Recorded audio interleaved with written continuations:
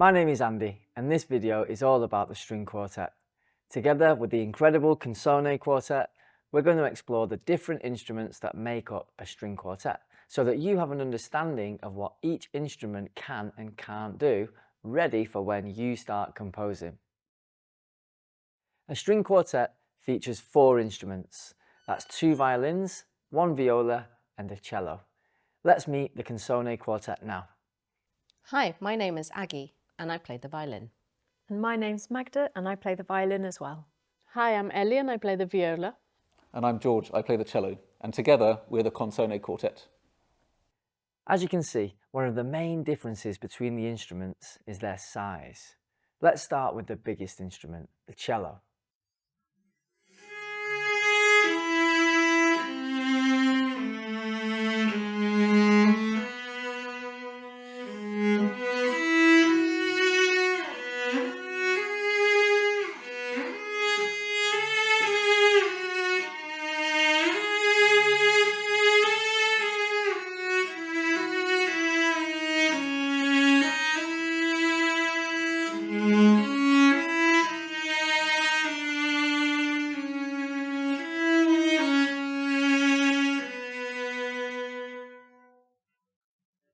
Because the cello is the largest instrument in the quartet and it has longer strings than the other instruments, it is the instrument that can play the lowest notes.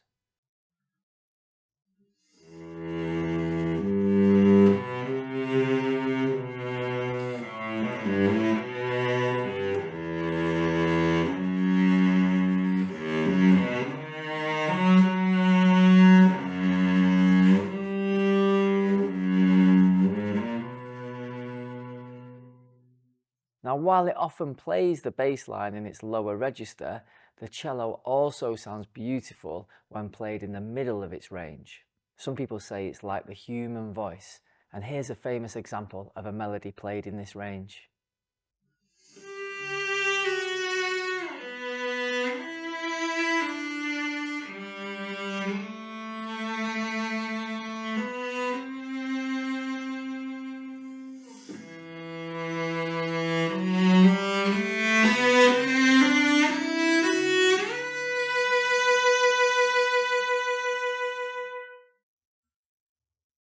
As you can see, music for the cello is usually written using the bass clef. We're going to come back and have a closer look at these shortly. The viola is smaller than the cello, but slightly bigger than the violin. As you'd expect then, the viola can play lower notes than the violin, but not quite as low as the cello. It also has a thicker and darker timbre than the violin, and you might choose to write a melody in the viola if you want a velvety, darker sound.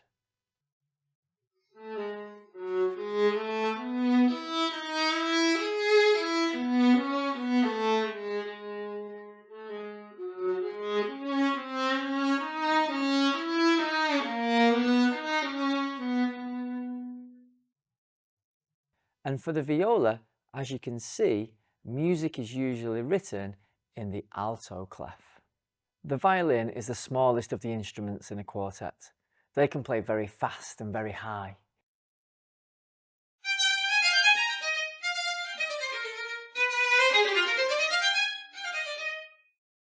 The lower notes of a violin have a more richer sound.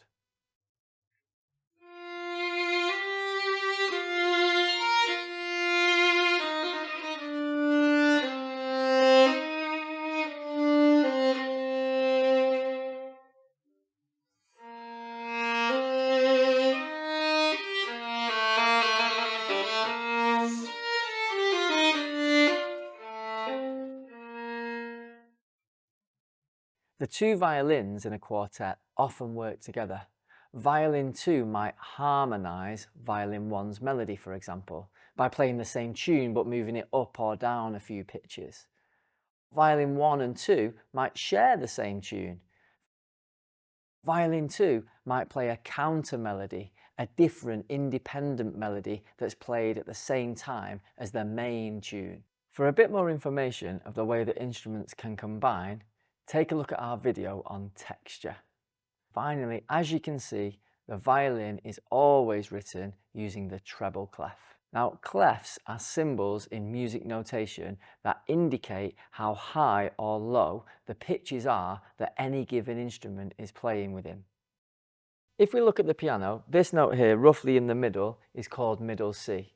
And everything above that, we'd use the treble clef for. Everything below it, we'd use the bass clef for.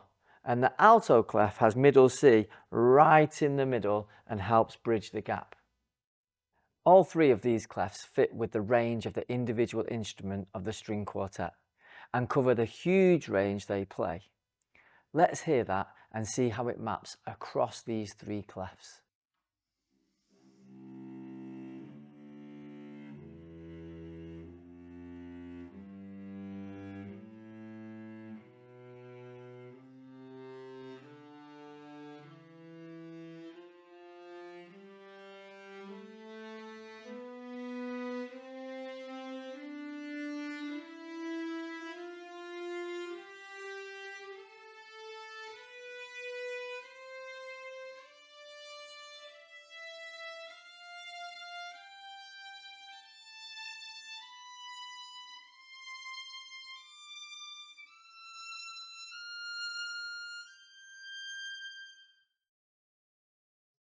One reason why people love the sound of string instruments is because of the long, sustained sounds they can make when all playing together.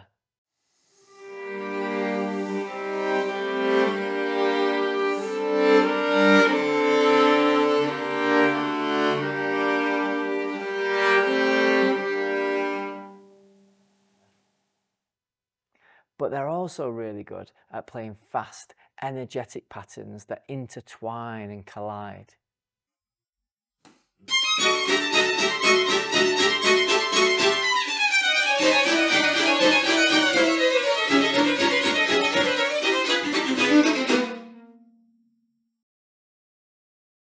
Sometimes composers create melodies that feel long and sustained, or fast and energetic.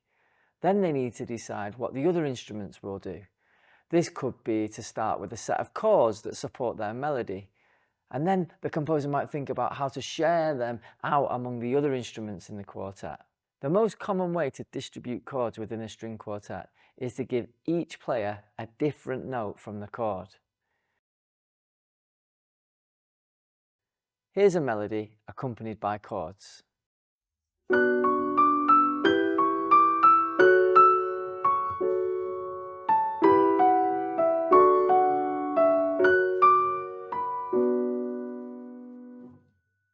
But unlike a piano or guitar, it's difficult, if not impossible, for instruments in a string quartet to play some chords. So we need to split the chord up and give one note from the chord to each instrument. Let's hear what this sounds like without the melody.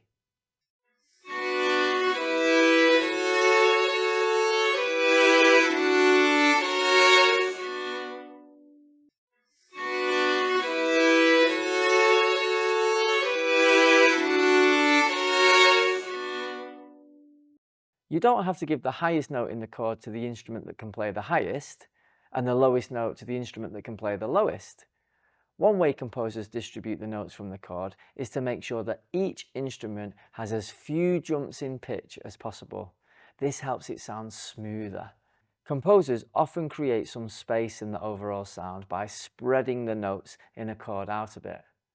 To create some space, I'd like the cello to play these notes one octave lower. We're still using the notes, but using a wider range of pitches. Let's hear the accompaniment all together.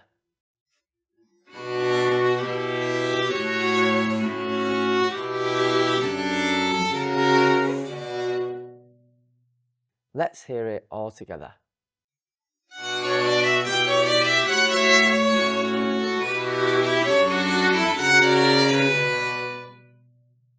String instruments are really special though, because unlike lots of other instruments, they can sometimes play more than one note at a time. For example, in this piece for string quartet by a composer called Dmitri Shostakovich, there are occasionally two notes played at the same time in each of the violins.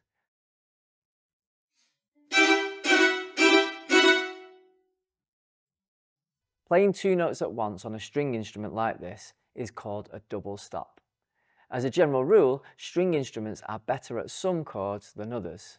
Because of where the musicians need to place their fingers on the strings, some chords are impossible for them to play, so it's best to only use this technique if you want a really specific effect.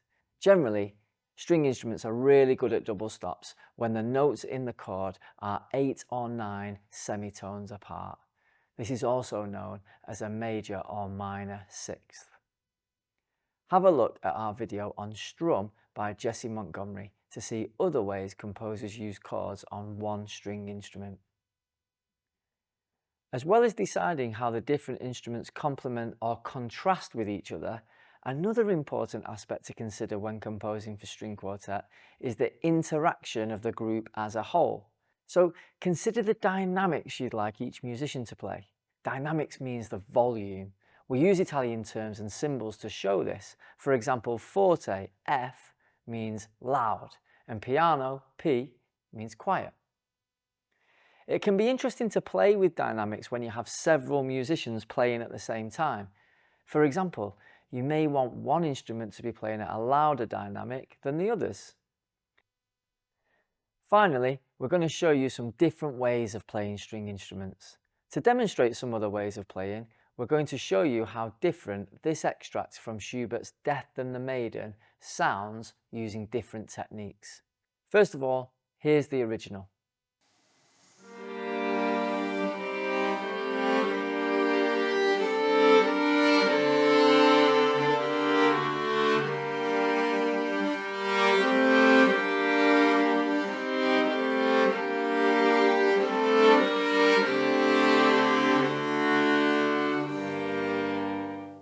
Now, let's hear a different version using a technique called sul tasto, where the musicians move their bows further up the instrument and play sul tasto, or on the fingerboard.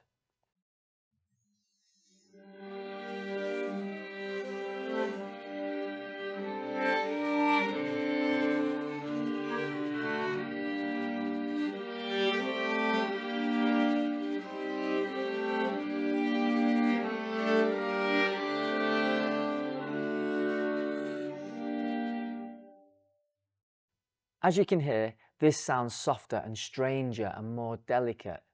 If you would like to include sul tasto in your piece, you need to write sul tasto like this to tell the musicians you want them to play this part sul tasto. Unlike the smooth, graceful bowing of the original, let's hear a version using a technique called tremolo, where the musicians move their bows back and forth really fast to create a dramatic, trembling sort of sound.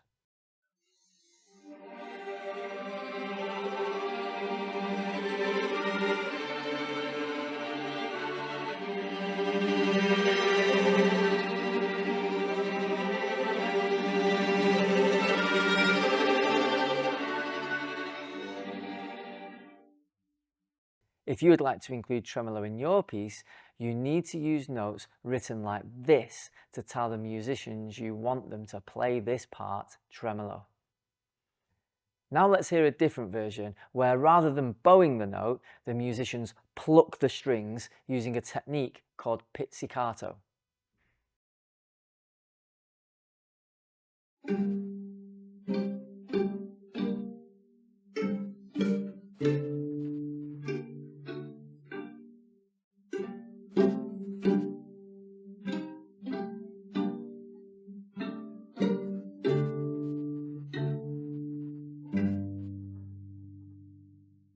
If you compose a section of music that you want to be played pizzicato in this way, you write P-I-Z-Z on top of the first note you want played pizzicato. When you want the musicians to go back to using their bow, you write arco above the first note you want to be played in this way. Now let's hear a different version using a technique where the musicians use their bows but in an unusual way. Rather than playing with the horsehair side, they're going to use the wooden part of the bow on the strings. This technique is called col legno, which is Italian for with the wood.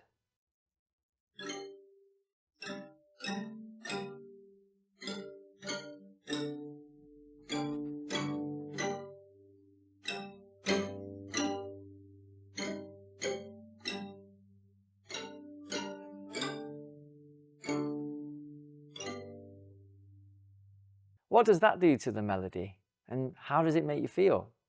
If you want the musicians to do this in your music, write col legno above the first note you would like to be played in this way.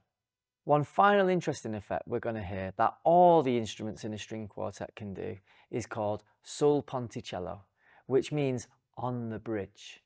This is when the musician plays the strings using the bow but very close to the bridge.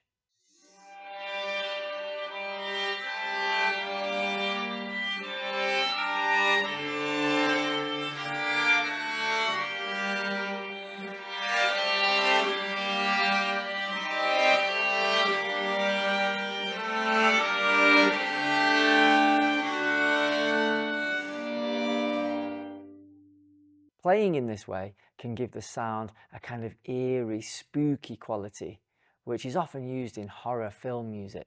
So we've demonstrated lots of different techniques here, but it's important to know why you'd want to use each of these techniques and what effect you're trying to create in your music. For example, for a particular mood or energy.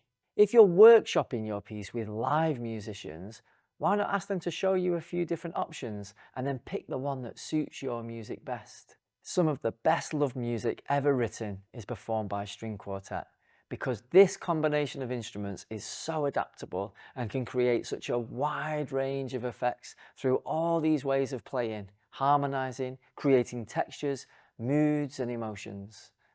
We can't wait to see what you create.